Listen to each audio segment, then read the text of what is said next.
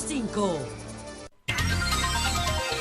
Bien, señores, con nosotros está por la vía del Zoom. Por la vía de Zoom vamos a conversar con el distinguido economista Miguel Seara Hatton, ministro de Economía, Planificación y Desarrollo. Vamos a conversar. Buenos días, Miguel, ¿cómo estás? Hola, ¿cómo estamos? ¿Cómo están ustedes? Pues muy bien, muy bien y muy contento de poderlo tener un día como hoy, porque nos da la oportunidad de hablar de algunos aspectos que tienen que ver con la economía a propósito de la rendición de cuentas del presidente Luis Abinader. Creo que hasta ahora los señalamientos más puntuales lo ha hecho el expresidente Fernández. Entonces dice el expresidente Fernández que el endeudamiento en la República Dominicana es de alrededor de un 70% del PIB, que la población está sufriendo una alza desproporcionada de los precios, que el desempleo se mantiene alto. Entonces él dice que queremos ser optimistas, pero que necesitamos acciones concretas. Y antes había dicho que aunque no se originó en este gobierno, dicha crisis no puede ocultarse. El año pasado la economía cayó 6.7%. La caída más baja desde 1965. La economía en dólares no se recuperará hasta el 2024. Entonces quisiera, por favor, Seara Hatton, que iniciáramos con estos cuestionamientos que ha hecho el expresidente Leonel Fernández. Buenos días, adelante. Hola, bueno, saludos para todos. Muchas gracias por la invitación. A ver, primero lo del crecimiento económico. Efectivamente, es el mundo entero que ha caído. La economía mundial ha caído alrededor de un 4%, este año un poquito más de un 4%, alrededor del 85% de los países del mundo tienen una tasa de crecimiento negativa y alrededor del 95% tiene un déficit fiscal este año. Y alrededor del como el 40 o 50% de ese déficit sobrepasa el 5% del PIB. Estos todos son los datos de las estimaciones que hizo en el mes de octubre el Fondo Monetario Internacional. Ya están saliendo las cifras más actualizadas, pero como quiera siguen mostrando esa tendencia, sobre todo por el rebrote que hubo al final del año pasado con la enfermedad que afectó a la mayoría de los países desarrollados. Entonces sí, efectivamente la economía cayó el 6.7%, cayó el PIB, pero en este contexto estamos en más o menos en la media, un poquito menos de la media de América Latina. Esa es la situación, no se puede engañar, esto es una pandemia, esto es fruto de una enfermedad para la cual no había vacuna, y la única estrategia de salud es el aislamiento, y el aislamiento provoca un choque de demanda que eventualmente puede convertirse en un choque de oferta. Aquí hemos tratado de controlar el impacto de la demanda, haciendo facilidades de crédito, aumentando el gasto público, en fin, una serie de medidas que tienden a minimizar o a reducir el impacto de la demanda. Con relación a la deuda, el problema de la deuda no es la participación en el producto, lo hemos dicho cientos de veces. El tema de la deuda es el peso de los intereses en los ingresos tributarios. Ese es el principal problema. Y sí, es un problema que estamos enfrentando, estamos tratando, el gobierno hizo el año pasado una gestión de tesorería para lograr recomponer la parte de la deuda y reducirla a través de negociaciones, de comprar y vender activos y bonos. Básicamente esa es la gran preocupación. Nadie quiere endeudarse a estos niveles, pero el año pasado los ingresos fiscales cayeron en alrededor de casi 40 mil millones de pesos y los gastos aumentaron en razón de la asistencia social, aumentó en más de 125 mil millones de pesos. O sea, era inevitable un déficit. Se proyectó que iba a ser por encima del 9, al final ha terminado siendo, creo que 7.7, algo así. Miguel, ¿cuál era el otro más? El desempleo. Sí, el desempleo está alto, pero se está está comparado con lo que teníamos en abril, mayo, se ha habido una recuperación. Miguel, no total, no total, pero vamos en camino. A propósito de lo que planteaba el presidente, que tú decías, ¿verdad? Los gastos se incrementaron en términos de, por los subsidios sobre todo, aunque se ha recuperado una parte importante del empleo, el presidente ratificó que a partir de abril no seguirán las ayudas sociales. ¿Esa es la planificación? ¿Así está planteado desde el punto de vista del Ministerio de Economía, Planificación y Desarrollo también? Sí, el presidente efectivamente se va a sustituir por la doble, que son 1.600 pesos, y se va a ampliar la población que lo recibe. O sea, no, se le va a agregar alrededor de 200.000 personas, 1.200.000. Pero entonces no se va a eliminar los subsidios, lo que se le va a dar otra orientación. No, se va a modificar, porque antes estaban recibiendo alrededor de 5.000 pesos, ahora se va a llevar al doble, a la doble, que son 1.650 pesos, y se va a ampliar la población que lo va a recibir.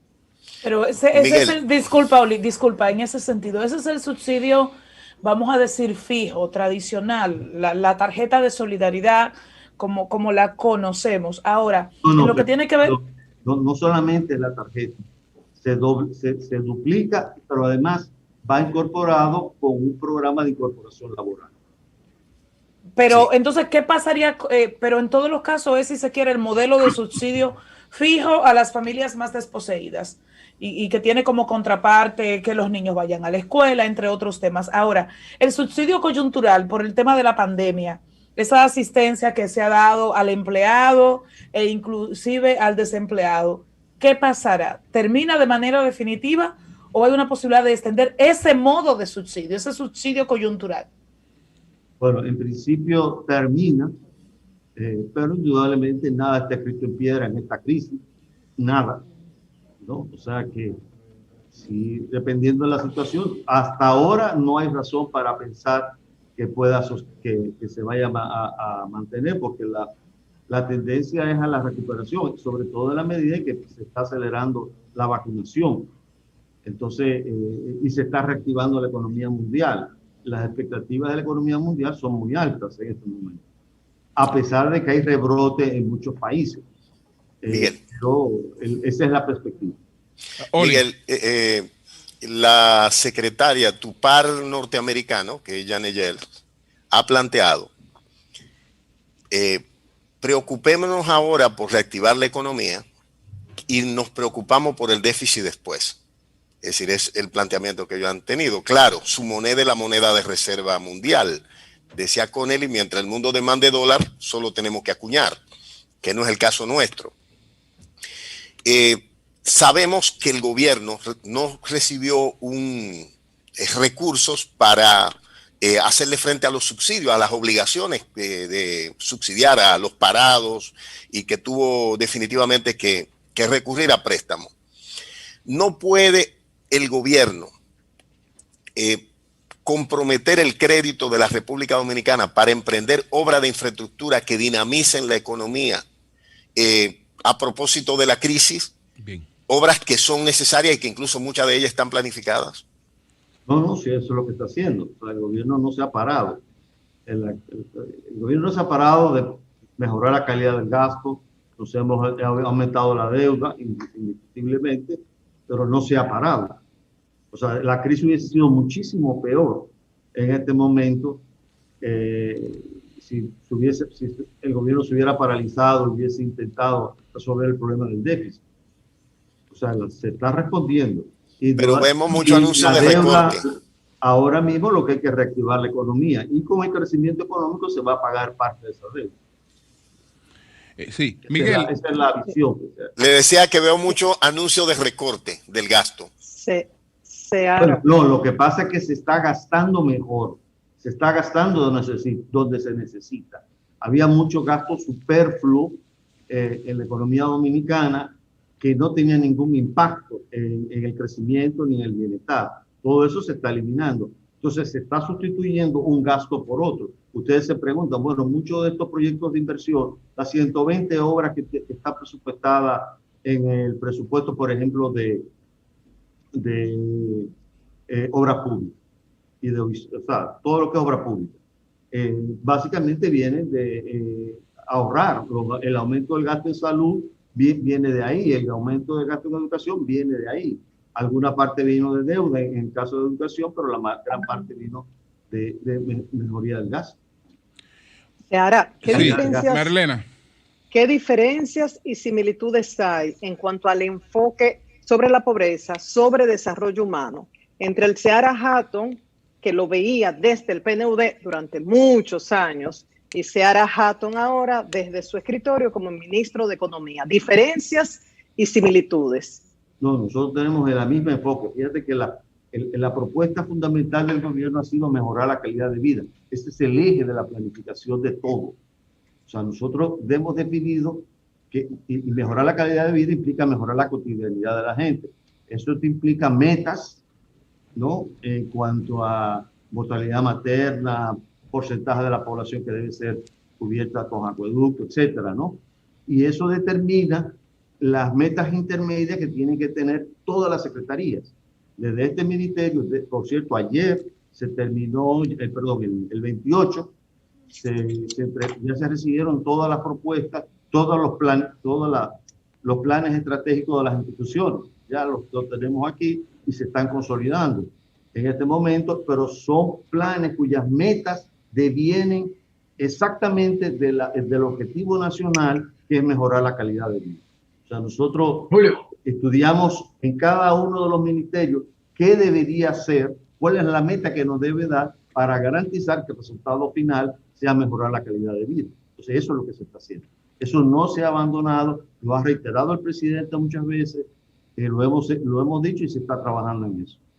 Sí, José. Sí, yo quería preguntarle a Miguel Seara Hatton, él como ministro de Planificación, Economía y Desarrollo, pero sobre todo el concepto de planificación, que fue con lo que empecé mi comentario hoy. Nosotros vamos a hacer un muro en la frontera, pero nadie sabe los fundamentos que sustentan eso. Le vamos a poner un policía a cada mujer que haga una denuncia de violencia intrafamiliar, pero nadie ve los estudios que sustentan eso. De hecho, la República Dominicana tiene la universidad más vieja de América, pero no genera patente.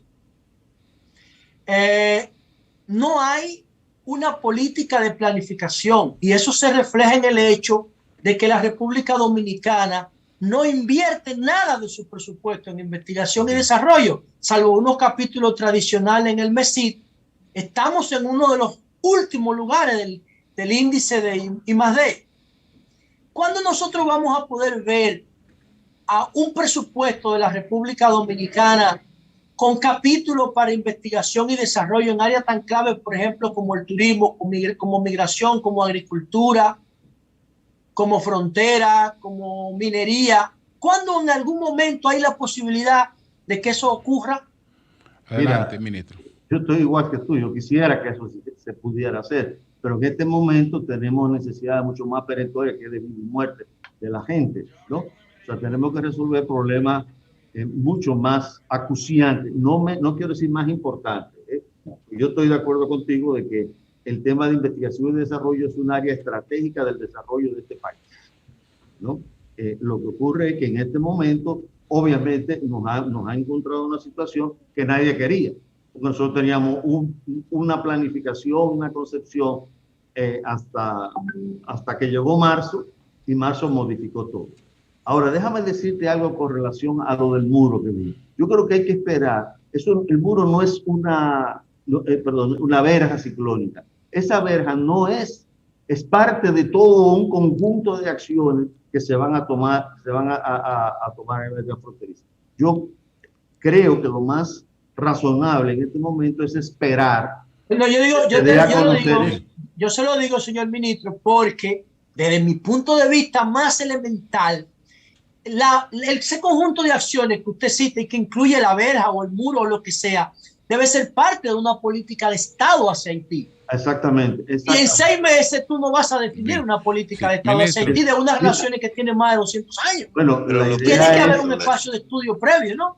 La idea es precisamente definir una política ya más de Estado en ese sentido, y hay que esperar que salga toda la propuesta, porque esa es una partecita de toda la concepción estratégica que se tiene. Yo participé en una reunión, pero estos son temas también vinculados a seguridad nacional, pero hay que esperar que salga toda la propuesta de lo que se va a hacer. Ministro, el presidente Abinader, pues el tema del endeudamiento y de una posible reforma fiscal, evidente, urgente, necesaria reforma fiscal, no lo tocó en su discurso.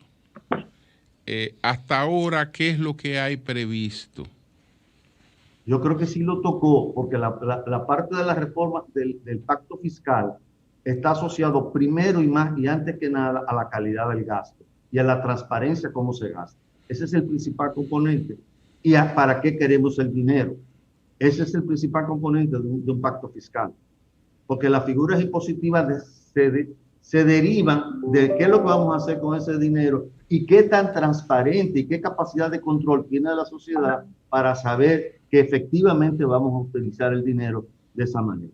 Yo creo que sí se trató y se pensó. Obviamente, cuando tengamos claro, o cuando ya en este momento ya tenemos los números, tenemos muchas cosas y hemos claras de lo que se está haciendo, ahí vamos a poder decir, bueno, se requiere tanto y se da a conocer, pero ¿para qué? Eso es lo más importante de una reforma fiscal. ¿Para qué quieren más dinero? ¿Para votarlo, para nombrar funcionarios o para cumplir una serie de metas? Orlando. Sí. Sí, buenos días, ministro. El presidente mencionó que se harán importantes reformas estructurales para mejorar la institucionalidad del país. Como en muchos casos el Ministerio de Economía y Planificación participa de estos procesos de reforma. ¿Cuáles son los principales a lo que se refirió el presidente? Mira, la institucionalidad es el principal desafío que tiene en este momento este país. Las instituciones no han sabido, este país no tenía árbitros, no había ningún tipo de árbitros, la justicia estaba cooptada, todo eso ha ido cambiando. Peor aún, en este país la impunidad era una forma de gobernanza para garantizar gobernabilidad. Todo eso se está desmontando en este momento. Entonces, básicamente, gran parte de la estrategia va por el lado de mejorar la institucionalidad. Hay otras áreas, por ejemplo, como el tema agua, ha habido todo. El presidente planteó ayer la necesidad de que se haga un pacto, ya eso está prácticamente, sabemos exactamente cuántos acueductos, cuántas presas, cuánto nos va a costar todo. En su momento se va a hacer público para que la sociedad haga un acuerdo en ese sentido. En fin, hay muchos sectores donde se ha ido ya definiendo esos cambios. Pero básicamente te diría que lo más importante es el tema institucional que hay que resolver. Pero él mencionó, ministro, ahí lo de la ley de reducción de tramitación burocrática. Sí, eso y la de ordenamiento territorial, que son dos cosas que creo que usted está bien involucrado en eso. El ordenamiento territorial, ya está la ley depositada en el Congreso. Se creó el ministerio, el viceministerio de Ordenamiento Territorial y Desarrollo Regional. Debo decir que nunca el territorio ha tenido tanta visibilidad y ha entrado tanto al cálculo económico como ha sido ahora en estos años, en estos meses. Eury. Sí. Ministro. Oli, y terminamos. Recuerdo siempre que el planteamiento que usted hacía de que hay que mejorar la calidad del gasto, porque eso implicaría, ¿verdad?, que una reforma fiscal fuera en mejor sentido. La pregunta concreta es la siguiente. En función de lo que usted ha visto, ¿podría reducir el gasto y hacerlo con más calidad implicar no más impuestos o sería necesario más impuestos para conseguir una mejor recaudación del gobierno? Será necesario revisar todas las tasas impositivas, todas las exenciones, todo tipo de situaciones que se crean por el lado de los ingresos, indudablemente. Pero ya lo más importante, te repito, es que estemos claros en qué vamos a gastar. Y eso es lo que el presidente presentó en el día de ayer y falta, perdón, el 27, y falta presentar más cosas. Sí, Oli. Sí, Miguel, el tema de la renegociación del contrato de la carretera del Nordeste de la Juan Pablo II. Ese es un contrato en el que el Estado Dominicano se obligó frente a un actor que tiene como árbitro tribunales internacionales, ¿es posible conseguir un contrato más decente, más sano, menos lesivo al interés nacional sin un litigio, o el gobierno está en disposición de ir a un litigio si fuera necesario? Mira, yo entiendo que hay una negociación en ese sentido. No soy parte de esa negociación, eso está llevándolo la consultoría y, digamos, los equipos de abogados que están participando. Yo preferiría no opinar porque no sé exactamente en el momento en que está. Ahora, sí hay la firme decisión de que ese contrato es una barbaridad y que tiene que modificarse. Anibelka. El audio, Anibelka. No se oye. Audio, Anibelka, micrófono. Disculpe, Sí. disculpe. Precisamente por la ley de reordenamiento territorial es una normativa pendiente desde hace muchos años. De hecho, es un mandato de la Estrategia Nacional de Desarrollo. Y a propósito de protestas que hubo porque una minera quiere explotar una zona, una montaña en el Cibao, ¿en qué está ese proceso? ¿Qué nivel de seguimiento da el ministerio que usted dirige, que es, si se quiere, el que encabeza todo ese proceso de planificación de asentamientos humanos?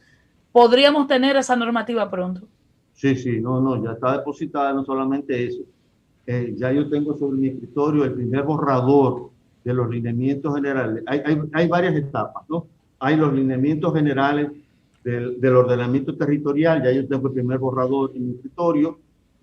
Hay los ordenamientos territoriales por regiones, luego por municipios, ¿no? Hay varios municipios que ya tienen, y por provincia también. Pero ahora mismo ya tenemos los lineamientos generales, que sería la base para que cada nivel pueda hacer su trabajo de ordenamiento. Pero hay una ley en el Congreso. ¿Es lo mismo que usted tiene en su despacho? No, ¿cómo sería? hay una ley en el Congreso, ya que se revisó aquí cuando llegamos nosotros, se revisó con el presidente de la República, se revisó con consultoría jurídica y ya está depositada, y está la comisión bicameral la está conociendo en este momento, esa ley. Marilena, ¿querías Ahora, hacer una conclusión final? Sí. Tenemos Sí, ya algo los puntual. lineamientos generales, primer borrador de esa ley. Perdón, de la ley, Miguel, del ordenamiento. Sí. Okay. Preguntan Ahora por sí. las redes, ¿cómo anda el proceso de instalación de la Dirección General de Mecenazgo Cultural, conforme a la ley 340-19, pendiente de su reglamento de aplicación? Mira, no sé, porque nosotros no tenemos, No. ese detalle no lo sé. De Ok. verdad, lamentablemente. Bueno, pues muchas gracias a Miguel Seara Hatton, ministro de Economía, Planificación y Desarrollo. Gracias, Miguel. Gracias. Muchas gracias a ustedes.